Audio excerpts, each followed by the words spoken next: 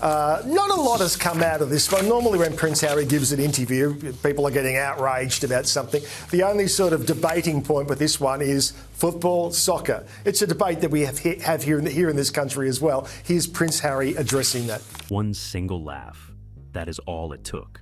In a Los Angeles studio, with a full audience roaring at a joke about him, Prince Harry heard one voice carry on, a beat too long, and he stopped the interview to go and find it. He scanned the darkened seats. He locked on. Then he said 7 words that turned a football chat show into a headline. Being A-team. A-team to the E-team. Yeah, that didn't feel very... Yeah. That's somewhere between 5 and 10 letters. Yeah. Somewhere like that. You found that really funny, didn't you? And never gave the room a punchline afterwards. This is a man who wrote hundreds of pages about being made the family joke, and a stranger had just made him one. Live on Fox. The question that should have been nothing, one single laugh. That is all it took. In a Los Angeles studio, with a full audience roaring at a joke about him, Prince Harry heard one voice carry on, a beat too long, and he stopped the interview to go and find it. He scanned the darkened seats. He locked on. Then he said 7 words that turned a football chat show into a headline, and never gave the room a punchline afterwards. This is a man who wrote hundreds of pages about being made the family joke, and a stranger had just made him one. Live on Fox. Nothing about the setup suggested trouble. James Corden had Harry across from him on the World Cup show for Fox, and he opened where hosts always open with this guest on Class. Are you a soccer fan? I always thought that you went to a school that was too posh to play soccer. Do you know what I mean? Like to play football? Yes. Why are you calling it soccer? He said he had always assumed Harry went to a school too posh for soccer. Harry came straight back at him. Why are you calling it soccer? Corden's answer, that they were in the United States, baby, got the room, and both men were doing exactly what they were supposed to be doing. Host needles guest about privilege, guest bats it away, everybody wins. Corden went again. Surely at a school like that, it was rugby, cricket, polo. And here Harry delivered the line he had clearly been saving, that it was such a posh school, everything was an option. Decent joke, decent laugh. The segment could have ended right there, and no newspaper in Britain would have run a word of it. But Corden is not a host who lets a thread go once he has hold of it, and he pulled. Was there actually a football team? Were you any good? Harry could have deflected. What he did instead was answer honestly, which is usually the safest thing a guest can possibly do. At prep school, he said, he made the first team. Then he moved up to the bigger school, and there he ended up in the E-team. Corden did what any comedian would do with that. He repeated it back slowly, and then started counting letters out loud, somewhere between 5 and 10 down the alphabet, which is a very long way from the first 11. The audience went with him, and one person in that audience stayed with it slightly longer than everybody else. The E-team. Harry stopped. Not the pause a guest takes for comic timing, where the eyes stay on the host and the smile stays fixed. A full stop. His head came up, and he looked out past the lights into the seats, tracking across the room until he found the person the sound had come from. I think it was such a posh school that everything was an option. Yes. Oh, really? So there was a football team? There was a football team. Were you any good? Then he settled on them, held it, and said it. You found that really funny, didn't you? Watch the footage back, and the temperature in that room drops several degrees inside a second. Corden keeps his face going, because that is his job. Harry does not add a tagline. There is no follow-up gag, no wink to release the tension, nothing to convert the moment back into comedy. Dan Wooten's reading of that sequence is that it is a habit rather than an accident. His argument is that Harry does something he believes plays as self-deprecating, and it lands as passive-aggressive. And that singling out one audience member is not joining in with a joke at all. It is registering the laugh, working out who it belonged to. There is a fair case on the other side, and it deserves saying before the pile-on starts.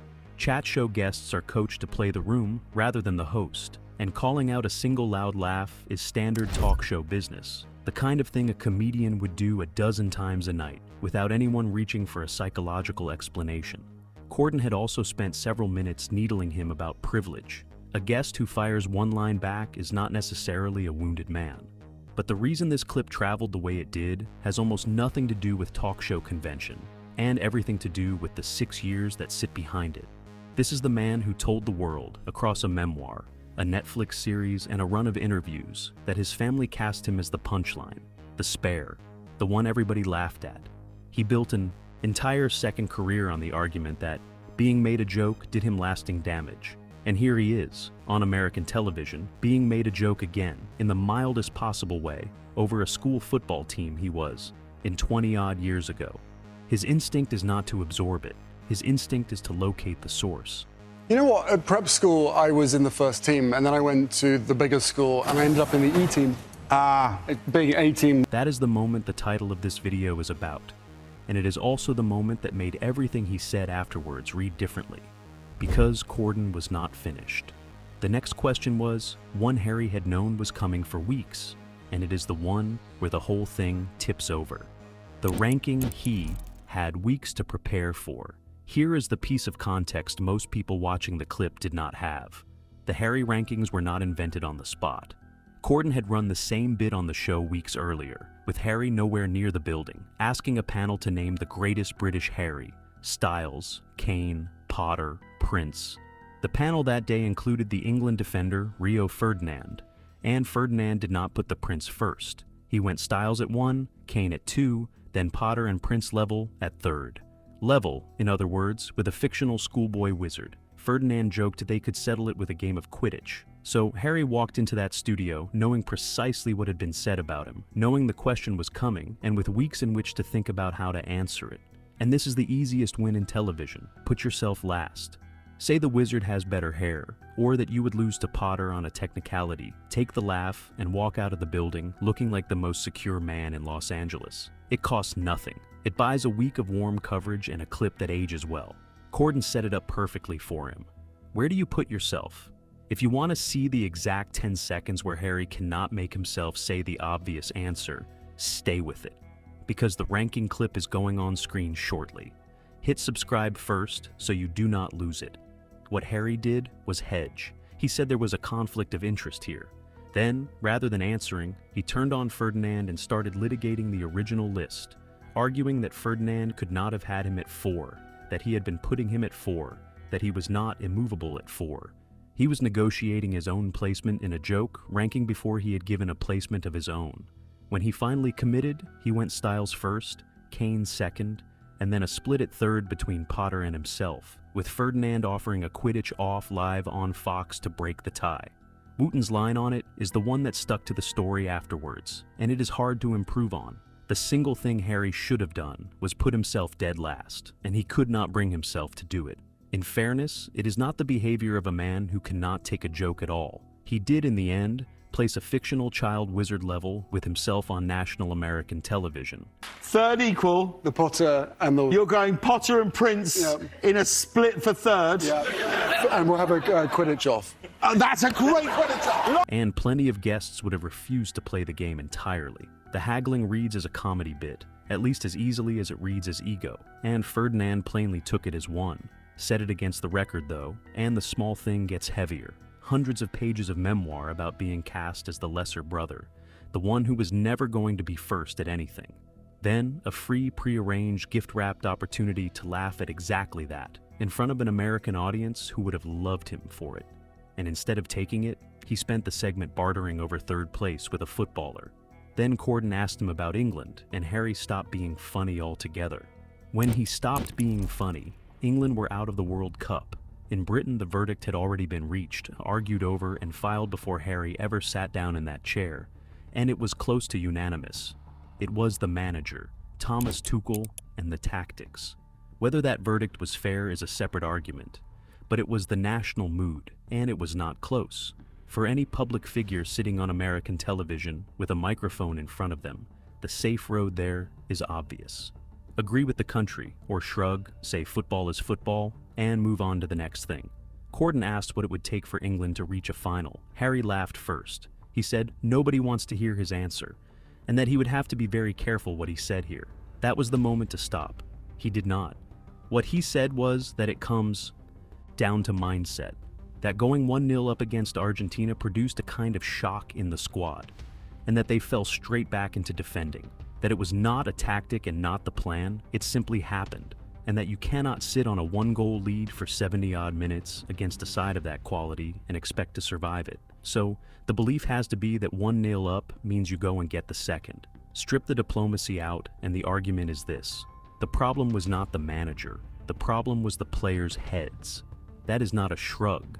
That is a man going directly against the settled view of an entire country to suggest on Fox, with the tournament barely cold, that the England squad were psychologically fragile. Wooten's response ran to 2 words: bore off. If there is one man on earth he would never take psychological advice from, he said, it is Harry. The case for Harry here is stronger than the case for Harry anywhere else in this story. He was asked a direct question, and he gave a direct answer rather than a press release, which is what audiences claim to want from public figures. Former internationals say considerably harsher things about England squads every single week of the season, and nobody treats it as a character defect. On the substance, he may even be right. Plenty of coaches would say the same about a side that drops 10 yards deeper the moment it goes ahead. But it was Tom Sykes at the Royalist who found the line that did the damage, and it did not attack the argument at all. He called it the most podcast bloke sentence in the English language. That is the sentence that sticks, because of everything stacked behind it. 6 years of Harry the sensitive one, Harry who journals, Harry who processes, Harry who has discussed his own trauma on more or less every streaming platform available to him. And here he is on a football show, relaxed, glass on the table, diagnosing the mental resilience of a national squad he has never met. 9 days later, he was on the front page of a British Sunday newspaper, and not for anything to do with football. 9 days. The dates are what make this land. Saturday the 11th of July, Highgrove. The King and Queen host afternoon tea, and Harry is there. Reporting at the time said Meghan and both children came too, the first time in 4 years. And a source quoted in that coverage called the meeting emotional, with both men said to be hoping to arrange another.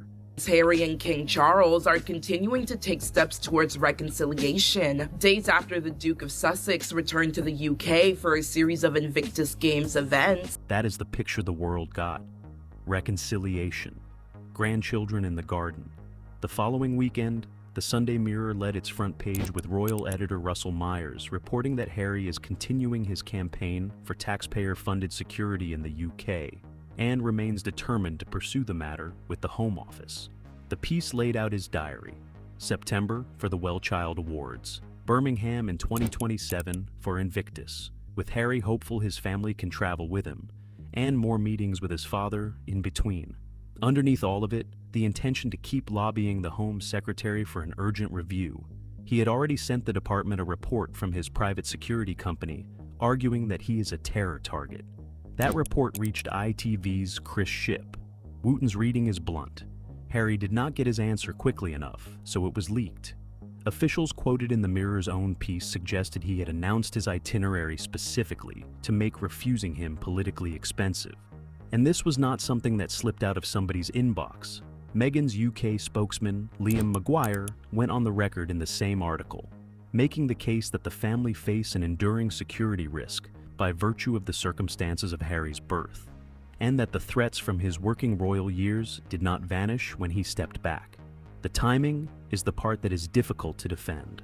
The next day, King Charles received a new prime minister at Buckingham Palace, a government hours old, and the Sunday Mirror is a paper that leans left. Whoever chose that weekend chose it. The trouble is that Harry's own trip had just made the opposite argument for him. The country that never saw her.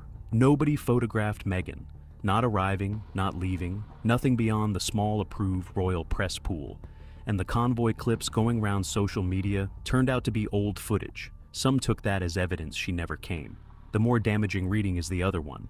Of course she could arrive unseen, because Britain does not have. America's paparazzi industry and its press regulation is strict. A woman and 2 children entered the country, reached a royal residence, spent an afternoon with the king, and left again.